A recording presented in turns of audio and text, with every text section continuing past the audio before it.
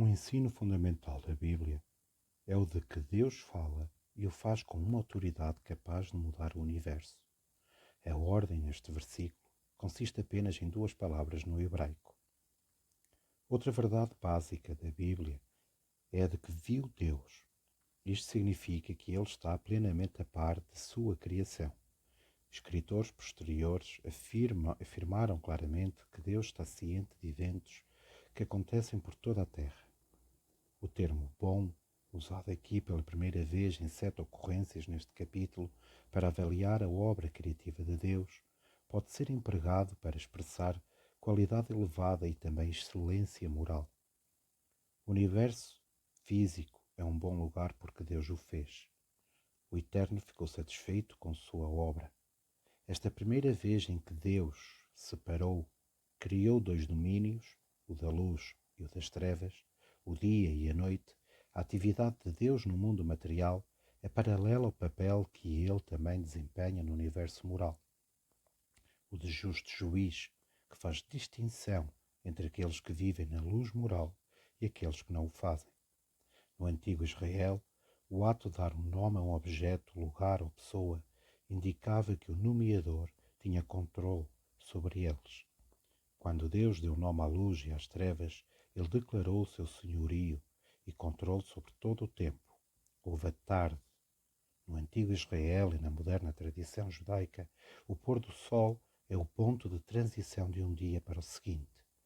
Fundamentado em um verbo que pode referir-se à ação de revestir alguma coisa com uma fina lâmina de metal, o substantivo firmamento se refere à vasta amplidão do céu aberto. O segundo ato de separação foi dividir a água atmosférica da água terrestre.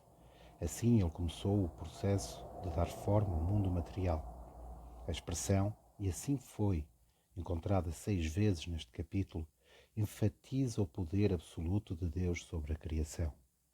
Céu pode-se referir ao envoltório atmosférico da Terra, ao espaço exterior ou aos céus, a esfera espiritual onde Deus vive. O terceiro e último ato de Deus de separação foi criar os oceanos e os continentes. Em seu terceiro e último ato de nomeação, Deus demonstrou a sua autoridade sobre toda a terra. Isto contrasta com aquilo que os vizinhos politeístas de Israel acreditavam acerca da extensão dos poderes divinos. Os deuses deles não eram todos poderosos, mas ao invés disso exerciam autoridade sobre um território limitado. O Deus de Gênesis 1 detém o domínio sobre todas as coisas, em todos os tempos e em todos os lugares.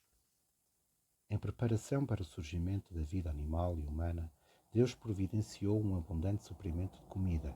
O ensino bíblico constante é o de que o parecido gera o parecido.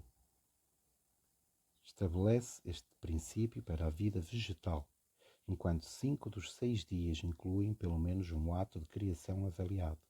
Como bom, somente o terceiro e o sexto dias possuem esta declaração mais uma vez.